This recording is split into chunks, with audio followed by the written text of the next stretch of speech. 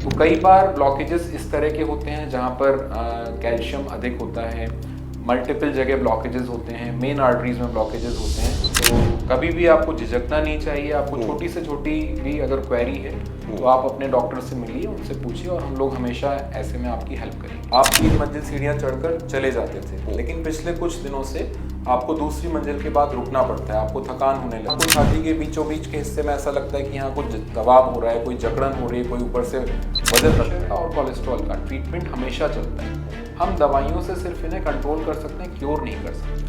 तीसरी बात, जितना जीवन जीने के लिए आवश्यक है उतना ही खाना चाहिए, पेट भरने के लिए नहीं खाना है। बिल्कुल। तो बैलेंस डाइट लीजिए, लिमिट में रहना सीखिए। नमस्कार, मैं हूं आपके साथ कुलभूषण राजदेव और आप देख रहे हैं जेएमडी न्यूज। हेल्थ कॉर्नर में आप सभी का स्वागत है। हेल्थ कॉर्नर एक ऐसा शो जहां बात होती है आपसे जुड़ी हुई, आपकी सेहत से जुड़ी हुई, और इसी कड़ी में आज हम आप पहुंचे हैं एक मशहूर इंटरवेंशनल कार्डियोलॉजिस्ट के पास, जिनकी इस फील्ड में इन्होंने इतना कीर्तिमान हासिल कर रखा है। और उनसे हम ये जानेंगे कि दिल से जुड़ी तमाम दिक्कतों के बारे में।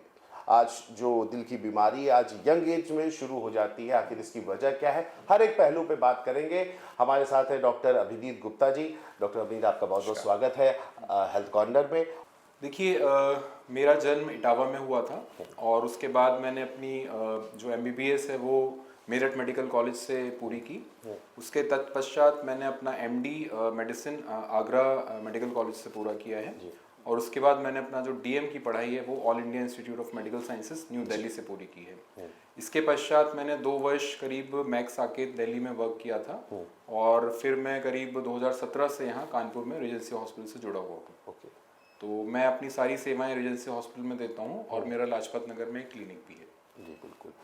बिल्कुल, आपने अपनी जो जर्नी बताई डॉक्टर साहब, इसमें एक छोटा सा और रहेगा, क्योंकि जब मैं आ रहा था मैंने आपके बारे में जाना, तो अक्सर तो लोगों को पता है हृदय रोग विशेषज्ञ कार्डियोलॉजिस्ट, लेकिन इंटरवेंशनल कार्डियोलॉजिस्ट और कार्डियोलॉजिस्ट में क्या डिफरेंस होता है, उसके बारे में थोड़ा बताइए। देखिए, कार्डियोलॉजी एक बेसिकली ब्रॉड स्पेशलिटी है और कार्डियोलॉजी में बहुत सारी सब स्पेशलिटीज आ जाती हैं, जिसमें कि इंटरवेंशनल कार्डियोलॉजी होता है, इलेक्ट्रोफिजियोलॉजी होता है। तो हम लोग इंटरवेंशनल कार्डियोलॉजी से डील करते हैं। तो बेसिकली जो भी हृदय के विकार हैं, जैसे कि ब्लॉकेजेस हैं, वॉल्व की समस्याएं हैं, ब्लॉकेजेस के साथ जो धड़कन की समस्याएं हैं, तो इन सब का ट्रीटमेंट हम लोग इंटरवेंशंस के थ्रू करते हैं। ये प्रोसीजर्स होते हैं जो कि most of the times local anaesthesia में किए जाते हैं, कैथ लैब में किए जाते हैं और इनमें जल्दी पेशेंट का डिस्चार्ज हो जाता है। तो ये सारे प्रोसीजर्स जो कि इंटरवेंशनल कार्डियोलॉजी की कैटेगरी में आते हैं और इनसे जो डॉक्टर्स डील करते हैं वो इंटरवेंशनल कार्डियोलॉजिस्ट होते हैं। तो ये अंतर आपने हमें समझाया कि कार्डियोलॉजिस्ट और इंटरवेंशनल कार्डियोलॉजिस्ट में क्या अंतर होता है। पहला सवाल तो डॉक्टर साहब ये रहेगा, क्योंकि भारत में हृदय रोग के मामले जिस तरह से लगातार बढ़ रहे हैं, अच्छा पहले तो होता था बुजुर्गों को हो जाता था ऐसी चीज, लेकिन अब धीरे धीरे यंग एज में भी ये देखने को मिल रहा है और काफी, मतलब अब मैं अगर बोलूँ टीनेजर्स में भी देखने को मिल जाते हैं। क्या है इसके पीछे का कारण? देखिए, हमारे देश में जो एथेरोस्क्लेरोसिस है, जो कि एक जननी मानी जाती है हार्ट के ब्लॉकेजेस के लिए, उसका कोर्स शुरू से ही एग्रेसिव रहा है। तो ये हम लोग जब अपने MBBS में पढ़ते थे तब भी ये पढ़ाया जाता था कि जो हमारे यहाँ ब्लॉकेजेस की बीमारी है ये बाकी देशों की तुलना में करीब 10 वर्ष पहले ही शुरू हो जाती है। कहीं ना कहीं इसमें मैं कहूँगा कि सोशल मीडिया का भी बहुत कुछ रोल है, क्योंकि शायद ये घटनाएं पहले भी होती थी कम एज में, लेकिन उतना पता नहीं चलता था। लेकिन आजकल कहीं भी बेंगलोर में, चेन्नई में कोई छोटी घटना होती है तो हमें कानपुर में भी पता चल जाता है। तो एक तो ये है, दूसरा ये है कि हमारे जो जेनेटिक बैकग्राउंड है वो कहीं ना कहीं इस तरह का है कि हमें डिजीज कम उम्र में होने की संभावना अधिक रहती है। दूसरा, जो डिजीज का कोर्स रहता है, जो कॉम्प्लिकेशंस होने के चांसेस रहते हैं, वो भी ज़्यादा एग्रेसिव रहता है। तीसरी वजह, आई थिंक हमारे देश में जो युवक हैं खासतौर से, वो मल्टीटास्किंग, तनाव, इन सारी चीज़ों से, प्रॉपर नींद नहीं लेना, इनसे जूझते रहते हैं। तो कहीं ना कहीं ये जो एक वर्क फोर्स का और जो वर्क लाइफ बैलेंस है उसका बर्डन भी कहीं ना कहीं कुछ हद तक रिस्पॉन्सिबल है। चौथा, कानपुर जैसे शहर में आपको पता है कि टोबैको का सेवन बहुत अधिक है। तो टोबैको स्मोकिंग किसी भी फॉर्म में हार्ट की बीमारियों को कम एज में होने के लिए आई थिंक प्रमोट करता है। बिल्कुल। और अगर लाइफस्टाइल की, क्योंकि आपने बात करी यंग एजर्स की, आज की अगर हम लाइफस्टाइल देखें, और क्योंकि बिल्कुल जो हम लोग कहते थे कि 8 घंटे की नींद लेना, वो अब एक बात सी बन के रह गई है।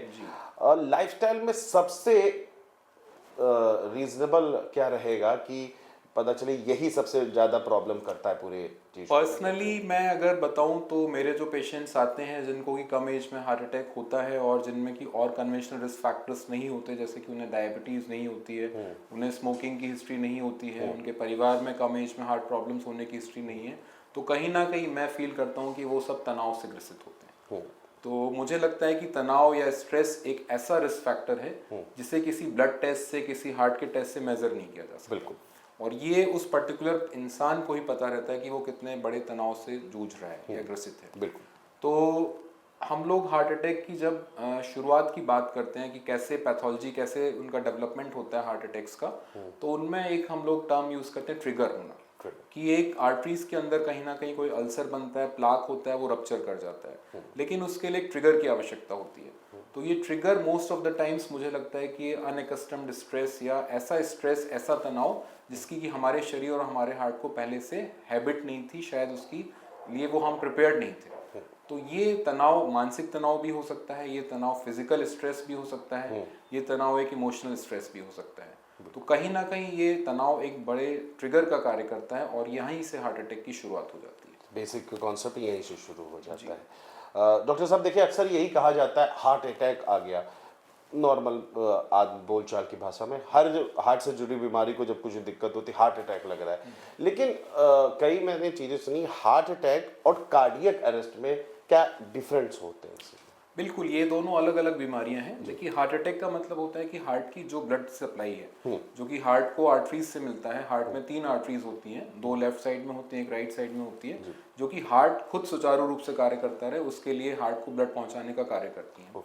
तो जब इन आर्टरीज में, धमनियों में जब कोई रुकावट हो जाती है, अवरुद्ध हो जाता है रात मार्ग, तो वहां पर अचानक से ब्लड की पूर्ति रुक जाती है और जो हार्ट की मसल है, जो मांसपेशी है, वो ब्लड के अभाव में डैमेज होना शुरू हो जाती है। तो ये पर्टिकुलर जो डिजीज है, ये हार्ट अटैक कहलाता है। दूसरी तरफ जो कार्डियक अरेस्ट होता है, इसका मतलब है कि जो पूरा का पूरा हार्ट है उसका कार्य करना बंद हो गया, जो हार्ट की गति है, जो हार्ट की धड़कन है, उसमें रुकावट हो गई।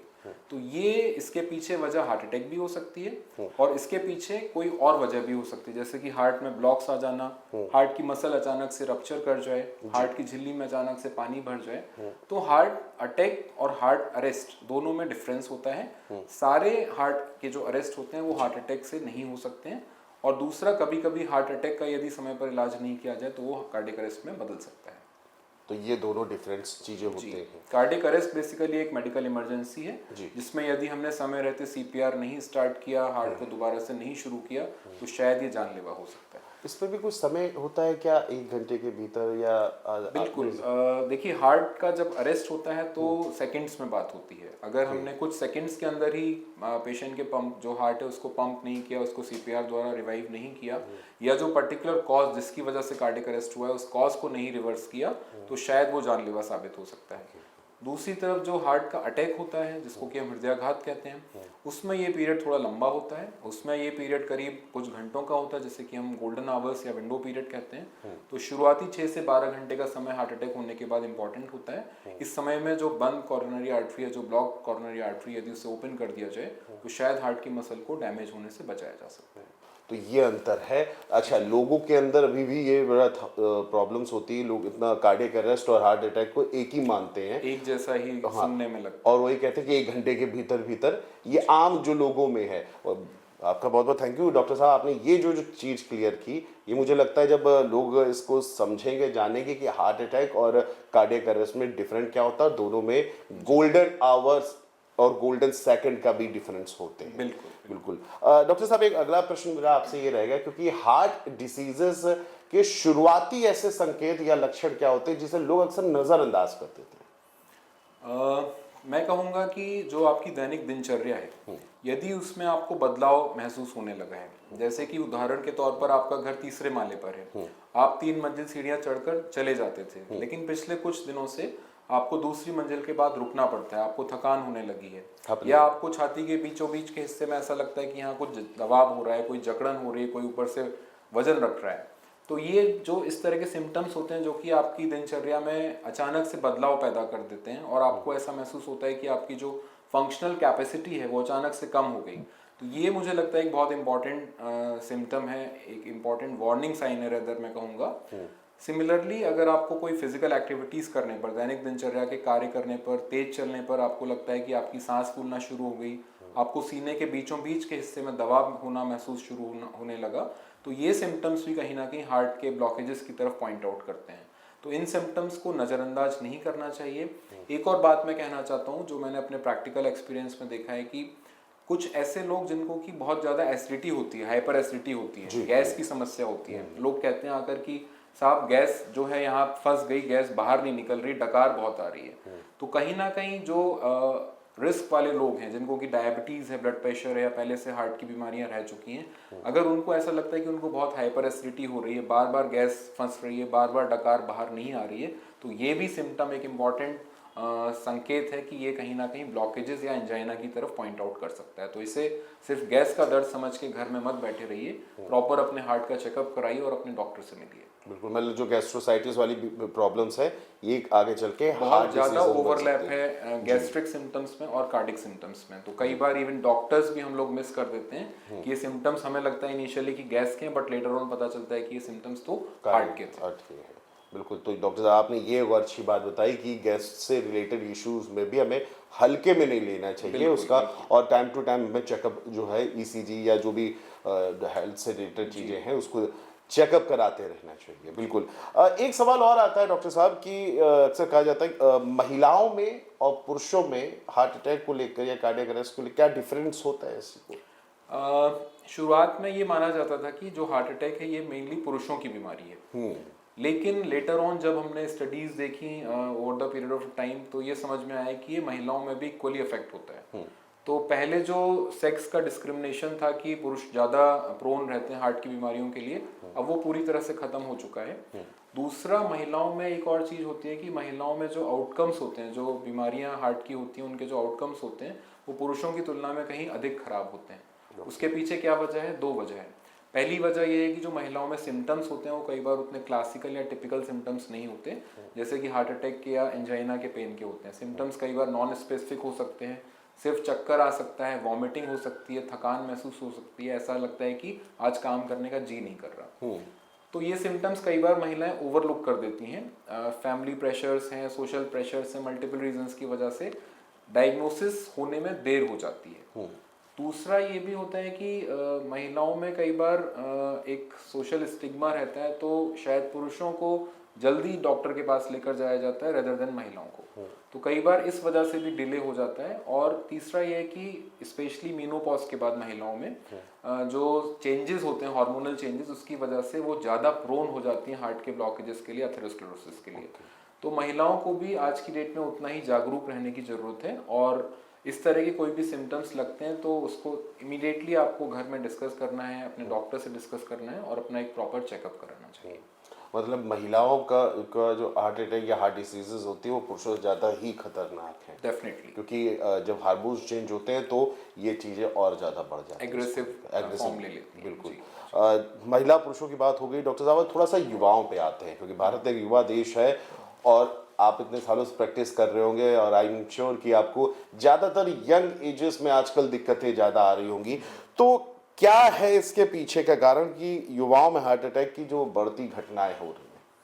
देखिए, युवाओं में हार्ट अटैक्स पहले भी होते थे और मैं कहूँगा कि कुछ इजाफा हुआ है, लेकिन बहुत ज़्यादा जो आई थिंक डिफरेंस हुआ है वो कहीं ना कहीं एक डर सा बैठ गया है। मैं एक एग्जाम्पल के लिए आपको बताना चाहूँगा कि ऑलमोस्ट 1/4 पेशेंट्स जो हम लोग के ओपीडीज में आते हैं वो इसी तरह के युवा होते हैं जिनको कुछ भी थोड़ा सा सिम्टम हुआ, कुछ भी परेशानी हुई, छाती में दर्द हुआ, तो उनको लगता है कि कहीं हार्ट के प्रॉब्लम तो नहीं है, हार्ट अटैक तो नहीं आ रहा है। तो पहली बात तो मैं ये बताना चाहूँगा युवाओं को कि उन्हें इस तरह के सिम्टम्स से बहुत अधिक परेशान होने की ज़रूरत नहीं है। जागरूक रहें, इसका चेकअप कराएं, लेकिन इसके पीछे एकदम से डर ना बिठा दें, तनाव ना बिठा दें अपने अंदर। दूसरी बात यह है कि युवाओं को आजकल, क्योंकि हर इंसान आगे बढ़ना चाहता है, एक आगे बढ़ने की होड़ लगी हुई है, तो हर इंसान अपने से ज़्यादा, अपने स्टैमिना से कहीं ना कहीं ज़्यादा कार्य कर रहा है, जो उसका कैपेसिटी है उससे अधिक अपने आप को सब्जेक्ट कर रहा है स्ट्रेस के लिए। तो ऐसे में हमें ये इम्पोर्टेंस देनी चाहिए कि जो हमारा वर्क और हमारी हेल्थ की लाइफ है या जो पर्सनल लाइफ है उसमें बैलेंस बना रहे। हम प्रॉपर एक 7 से 8 घंटे की नींद लें। कई बार नाइट शिफ्ट्स होती हैं, बहुत सारे लोग इंटरनेशनल कंपनीज में काम करते हैं, तो पता चलता है कि जब पूरा घर सो रहा होता है तो वो जग के ओवरनाइट लैपटॉप पर कार्य कर रहे होते हैं। तो कहीं ना कहीं ये स्ट्रेस के हार्मोन्स को बढ़ाता है, ट्रिगर करता है। और इस तरह के पेशेंट्स में खासतौर से जब आप सेडेंट्री लाइफ स्टाइल के साथ अपने आप को सब्जेक्ट करते हैं मल्टीपल टाइम्स ऑफ स्ट्रेस से, तो कहीं ना कहीं आप एक ज़्यादा प्रोन हो जाते हैं अपने अंदर एक हार्ट के ब्लॉकेजेस या इस तरह के हार्ट अटैक्स होने के लिए। तो तीसरी बात ये भी है कि युवाओं में आजकल कहीं ना कहीं स्मोकिंग का एक्सपोजर भी होता है। बहुत सारे पेशेंट्स मेरे पास आते हैं जो कि एनुअल हेल्थ चेकअप की रिपोर्ट्स लेकर आते हैं, कुछ दिन उन्होंने उस रिस्क फैक्टर्स को कंट्रोल किया और फिर उसको भूल जाते हैं। फिर जब नेक्स्ट ईयर आता है तब फिर से उनका एनुअल हेल्थ चेकअप होता है, तो तब उन्हें याद आता है कि अरे कोलेस्ट्रॉल हमारा बढ़ा हुआ था।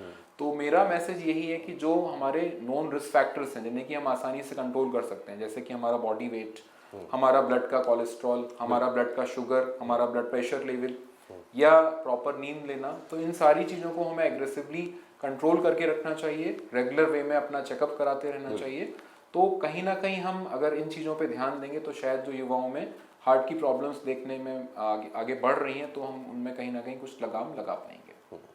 बिल्कुल डॉक्टर साहब ने युवाओं के लिए खास तौर से बोला, और जो आपने बात बताई है, अगर इसी को हमने कंट्रोल में कर लिया तो मुझे लगता है हार्ट अटैक या फिर कार्डियक अरेस्ट की कोई बात ही नहीं होगी। लेकिन आपने ये भी कहा कि लोग कुछ ज़्यादा ही उत्सुक हो जाते हैं। डर भी नहीं बिठाना है। आपको अगर कुछ ऐसे सिम्टम्स लगते हैं, आप डॉक्टर के पास जाकर अपना कंफ्यूजन क्लियर करिए, और अगर डॉक्टर आपके एश्योरेंस दे रहे हैं तो प्लीज उस डर को निकालिए। बेटर है कि आप अपने रिस्क फैक्टर्स को अच्छी तरह से कंट्रोल करके रखिए और उन्हें रेगुलर वे में मॉनिटर करते रहिए। बिल्कुल, ओवर थिंकिंग जो है उसको खत्म करें, नहीं तो क्योंकि स्ट्रेस भी एक इम्पोर्टेंट रिस्क फैक्टर है। अगर कार्डियक अरेस्ट होना भी नहीं होगा तो भी वाप हो जाएगा उसमें। बिल्कुल डॉक्टर साहब, आपने कई चीज़ों को एकदम क्लियर स्पेस में स्पेसिफिक समझाया है। अब सर्जरी की बात थोड़ा करते हैं, क्योंकि आपने बाईपास सर्जरी होती है और एक एंजियोप्लास्टी होती है। ये दोनों किस कंडीशन में और कौन सी बेहतर होती है, इन चीज़ों की अगर बात? देखिए, ये दोनों ही हार्ट के ब्लॉकेजेस को ट्रीट करने के तरीके हैं।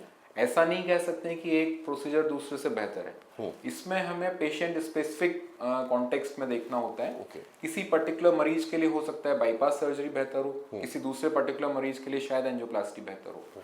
दोनों में कुछ डिफरेंसेस होते हैं। एंजियोप्लास्टी यूजुअली इंटरवेंशनल कार्डियोलॉजिस्ट जैसे कि हम लोग हैं करते हैं, और ये प्रोसीजर कैथ लैब में किया जाता है, जिसमें कि मरीज को बेहोश नहीं किया जाता है। ये लोकल एनेस्थीसिया में किया जाता है और यूजुअली 1 से 2 दिन में मरीज की छुट्टी हो जाती है।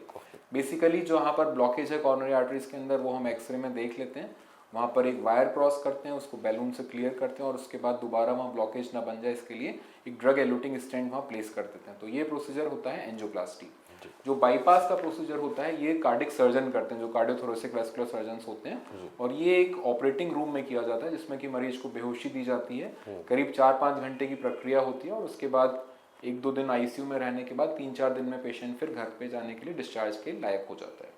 तो कई बार ब्लॉकेजेस इस तरह के होते हैं जहाँ पर कैल्शियम अधिक होता है, मल्टीपल जगह ब्लॉकेजेस होते हैं, मेन आर्टरीज में ब्लॉकेजेस होते हैं, या इस तरह के ब्लॉकेजेस हैं जहाँ पर स्टेंट को डिलीवर कर पाना पॉसिबल नहीं होता है। तो ऐसे में ट्रीटमेंट जो है वो बाईपास की तरफ शिफ्ट हो जाता है और यहाँ पे सर्जन का रोल आता है। Most of the times blockages का ट्रीटमेंट आज की तारीख में एंजियोप्लास्टी से पॉसिबल है। शायद ही कोई ऐसा ब्लॉकेज हो जो कि एंजियोप्लास्टी से ट्रीट नहीं किया जा सके। तो ऐसे में अगर ब्लॉकेजेस में लिमिटेड नंबर ऑफ ब्लॉकेजेस हैं, डिस्क्रीट ब्लॉकेजेस हैं, क्रिटिकल ब्लॉकेजेस हैं जहां पर स्टेंट को इजीली प्लेस किया जा सकता है, तो वो ब्लॉकेजेस हम लोग एंजियोप्लास्टी के द्वारा ही ट्रीट कर देते हैं। तो ये अंतर होता है जी जो बाईपास और एंजियोप्लास्टी में। अभी आपके जब बात कर रहे थे आपने एक शब्द लिया स्टेंट, तो मैं चाहूँगा ये क्या चीज़ होती है और स्टेंट लगाने के बाद या इसको कैसे क्या लगाया जाता है और इसके बाद मरीज को क्या क्या सावधानी रखनी चाहिए? देखिए, स्टेंट एंजियोप्लास्टी में यूज़ किया जाता है और ये जहाँ पर ब्लॉकेज है, जहाँ पर हमारे आर्टरीज के अंदर प्लाक्स डिपॉजिट हैं, कैल्शियम डिपॉजिट है, लिपिड्स डिपॉजिट हैं, तो वहाँ पर पहले हम बैलून से क्लियर कर देते हैं और उसके बाद वहाँ पर एक मैश की तरह होता है, समझिए जाली की तरह होता है। पेन में आपने देखा होगा छोटे में स्प्रिंग वाला पेन होता था जिसमें कि ऐसे ऊपर से दबाते थे, उसके अंदर एक स्प्रिंग नुमा पड़ी रहती है। तो कुछ आप समझ सकते हैं कि उसी तरह से होता है और ये आर्टरीज के अंदर जाके प्लेस कर दिया जाता है। ये सब हम एक्सरे पर देख लेते हैं और उसका बहुत प्रिसाइज प्लेसमेंट करना होता है, उसका साइज, उसका डायमीटर, सारी चीजें हमें पेशेंट की आर्टरी के स्पेसिफिक ही मेजर करके प्लेसमेंट करना होता है। इम्पॉर्टेंट बात यह है कि स्टेंट पड़ने के बाद या एंजियोप्लास्टी होने के बाद भी जो मरीज के अंदर ब्लॉकेजेस की बीमारी है, जैसे एथेरोस्क्लेरोसिस कहते हैं, वो जड़ से खत्म नहीं हो जाती है। वो बीमारी या वो रिस्क फैक्टर्स मरीज के अंदर ही रहते हैं।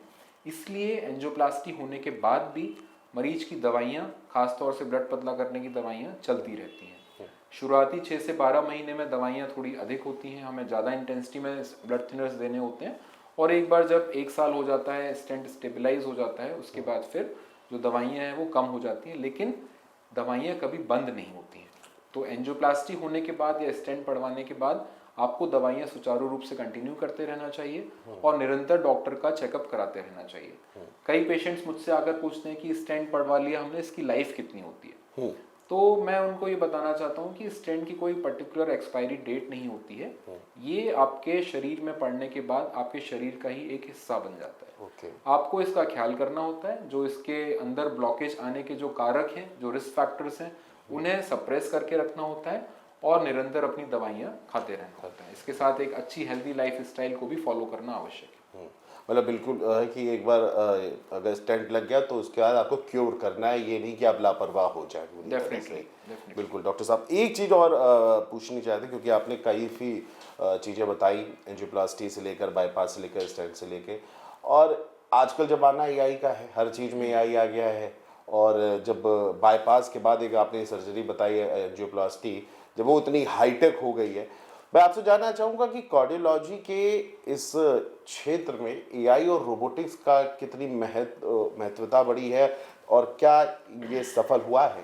देखिए, एआई आई थिंक हमारे जीवन के हर पहलू में कहीं ना कहीं दस्तक दे रहा है, और कार्डियोलॉजी में मैं कहूँगा खासतौर से इंटरवेंशनल कार्डियोलॉजी में भी एआई का एंट्री हो चुकी है।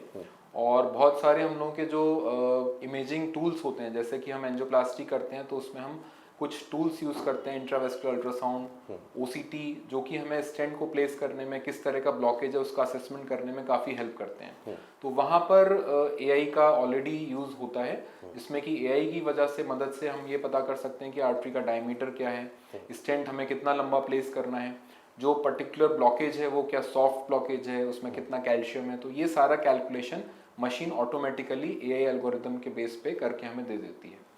सिमिलरली जो आपने रोबोटिक्स की बात की, तो उसमें भी एंजियोप्लास्टी के लिए कुछ रोबोट्स आते हैं, जिसमें कि आप किसी दूसरे शहर में बैठ के भी दूसरे जगह की कैथ लैब में एंजियोप्लास्टी रिमोटली कर सकते हैं। तो ये है कि कहीं ना कहीं इसमें जो प्लेसमेंट होता है स्टेंट का, जो कि सब मिलीमीटर लेवल पर होना चाहिए, और वो प्रिसाइजली प्लेसमेंट करने में ऑब्वियसली जो रोबोट्स हैं वो ज़्यादा बेटर होते हैं ह्यूमन हैंड्स के कंपैरिजन में।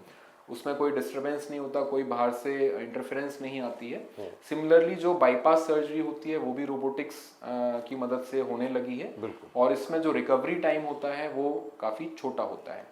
इसके अलावा एक चीज़ और है जहाँ पे एआई का रोल रहता है, जिसमें कि है कि हम कार्डिक रिस्क के प्रेडिक्शन में बहुत सारी स्टडीज चल रही हैं, जिसमें कि ईसीजीज देखकर आपको फ्यूचर में हार्ट अटैक या ब्लॉकेजेस आने की क्या संभावना है, तो इसमें एआई का रोल है।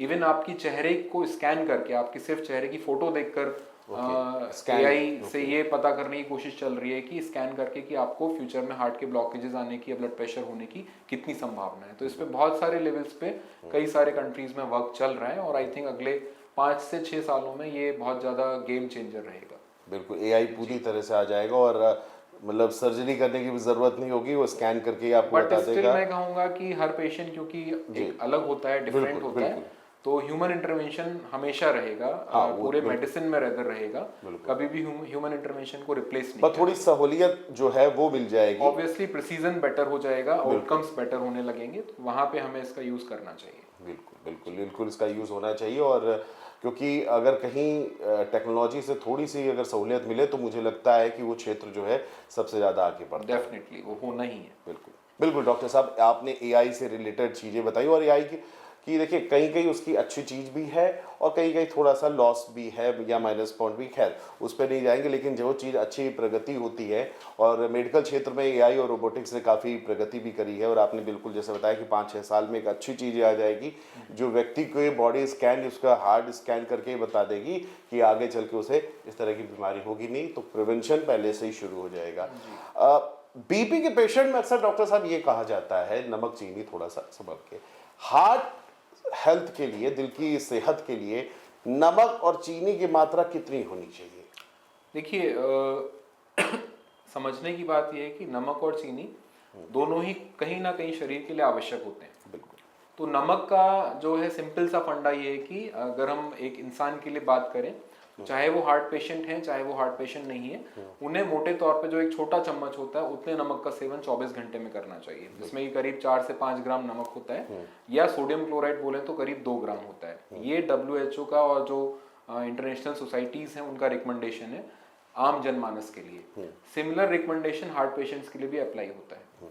सिर्फ जो पेशेंट्स जिन्हें ब्लड प्रेशर की बीमारी है या जिनको हार्ट की मसल में कमजोरी है, हार्ट फेलियर की बीमारी है, उन्हें हम लोग खास तौर पे ये हिदायत देते हैं कि उन्हें ऊपर से नमक का सेवन नहीं करना चाहिए। जैसे कि आप ऊपर से नमक छिड़कते हैं कई बार, वो आपको प्रयोग नहीं करना है। आप खाना पकाने में जितना नमक कंज्यूम करते हैं उतना आप कंटिन्यू कर सकते हैं। ज्यादा नमक वाली चीजें जैसे कि अचार, चटनी, पापड़, इन सब का सेवन आपको नहीं करना चाहिए, क्योंकि ये आपके सॉल्ट के लोड को बढ़ाते हैं। कई मरीज ऐसे में सेंधा नमक या जो कम सोडियम वाला नमक होता है उसका यूज करना शुरू कर देते हैं। तो मैं पर्सनली उसके अगेंस्ट रहता हूँ, क्योंकि मैंने देखा है कि कई सारे इस तरह के जो पेशेंट्स होते हैं जो कि हार्ट की दवाइयाँ ले रहे हैं, ब्लड प्रेशर की दवाइयाँ ले रहे हैं, और उनमें कुछ दवाइयाँ ऐसी होती हैं जो उनको ब्लड से नमक को लॉस कराती हैं पेशाब के रास्ते। तो कभी कभी उनका ब्लड का नमक ऑलरेडी लोअर साइड में रहता है, कम होने लगता है, और यदि ऐसे में आप डाइट में नमक की मात्रा कम कर देंगे तो कहीं ना कहीं आपके ब्लड में नमक का लेवल और अधिक कम हो जाएगा, और इसके फिर दुष्प्रभाव सामने आने लगते हैं। आपको गफलियत होने लगती है, आपको चक्कर आने लगते हैं, नौजिया होने लगता है, वॉमिटिंग होने लगती है। तो आप कोई भी नमक अगर चेंज करना चाहते हैं तो अपने डॉक्टर की सलाह के बिना मत करिए। मोस्ट ऑफ द टाइम्स हम लोग नॉर्मल नमक खाने के लिए सजेस्ट करते हैं। दूसरी बात जो शुगर की आपने पूछी, तो शुगर का ये है कि sugar is next level of smoking. तो आजकल बोला जाता है कि शुगर भी उतना ही बैड है जितना कि स्मोकिंग। तो अगर आपको डायबिटीज है तो ऑब्वियसली आपको शुगर का कंटेंट बिल्कुल नहीं लेना है, बट यदि आपको डायबिटीज नहीं भी है तो भी अच्छा रहेगा कि आप रिफाइंड शुगर खास तौर से ना के बराबर लें, या जितना कम हो सकता है उतना कंज्यूम करें। क्योंकि ये शुगर यदि आप इसे यूज कर पाते हैं, आप फिजिकली बहुत एक्टिव हैं, तो आप इससे मिलने वाली एनर्जी को यूज कर पाएंगे। बट अदरवाइज अगर आप फिजिकली बहुत एक्टिव नहीं है तो जो शुगर है वो अल्टीमेटली आपके ब्लड में जाके ट्राइग्लिसराइड्स और कोलेस्ट्रॉल में बदल जाएगी। अच्छा, कुछ लोग चीनी नहीं खाते हैं, हम चीनी नहीं खाते लेकिन गुड़ का सेवन करते हैं। जैगरी आजकल थोड़ा सा हाई कल्चर एक हो गया, गुड़ के पाउडर को जैगरी बोलने लगते हैं। ऐसे लोगों के लिए क्या कहेंगे? गुड़ और चीनी दोनों ही एक ही पदार्थ से बने हुए हैं ना, दोनों का ओरिजिन शुगर केन से ही होता है, और दोनों में बहुत ज्यादा समानता है। तो यदि आप डायबिटिक हैं तो आपको गुड़, चीनी, मिश्री किसी का सेवन नहीं करना है। बिल्कुल। अगर आप डायबिटिक नहीं है तो आप गुड़, चीनी जिसका भी सेवन करें, लेकिन बहुत लिमिटेड मात्रा में करें। तो दोनों में कोई बहुत एक दूसरे से बेहतर है ऐसा नहीं है। लोग आजकल तो कहते नहीं हम चीनी नहीं खाते, हम सेहत हेल्थ कॉन्शियस है, हम चीनी नहीं खाएंगे, हम गुड़ का सेवन करते हैं, देसी चीज है, प्राकृतिक चीज है। तो ये सिमिलर है, ऑलमोस्ट सिमिलर ही है। तो उसमें बस ये है कि अपने आप को सेटिस्फाइड करने के लिए हमने चीनी छोड़ के गुड़ शुरू कर दिया है। बिल्कुल। डॉक्टर साहब, अब ये तो खान पान की थोड़ी बात हो गई, अब थोड़ा सा एक्सरसाइज की बात भी कर लेते हैं। सामान्यतः एक आदमी को एक्सरसाइज क्या करनी चाहिए, कितने घंटे करनी चाहिए, एक बड़ा प्रश्न होता है। और अगर वो हेल्थ पेशेंट है तो उसको एक्सरसाइज के लेकर क्या होता है उसके लिए? देखिए, 3 तरह की एक्टिविटीज होती हैं। सबसे पहले है आपकी एरोबिक एक्टिविटीज।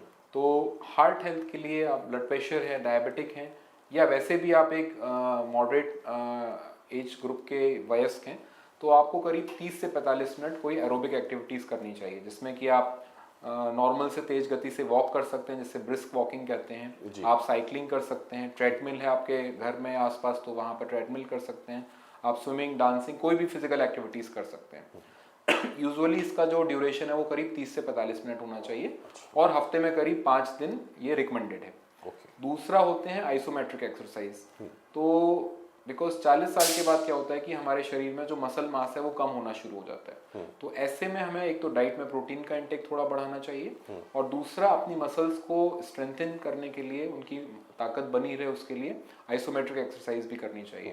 तो ये करीब आप 10 मिनट, 15 मिनट, 12 मिनट के करीब ड्यूरेशन में डेली कर सकते हैं।